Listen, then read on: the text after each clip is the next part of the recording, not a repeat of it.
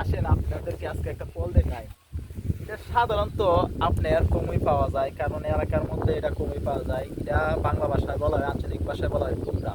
এখন জানি না আপনারা কি বলেন। এটা কিন্তু পাকলে কিন্তু অনেক মিষ্টি লাগে, তখন এটা খাইতে অনেক অনেক রোগের কাজ দেয়। তাই আমরা চেষ্টা করি, কারণ এটা কিন্তু আল্লাহ তাআলা শিফার জন্য অনেক কিছু দিয়ে রাখছে। আমরা যদি চেষ্টা করি তাহলে আমরা কিন্তু প্রাকৃতিক যেগুলো উপাদান আছে এগুলো যদি আমরা নিজে তৈরি করে খাইতে পারি, তাহলে কিন্তু আমরা অনেক উপকার পাবো।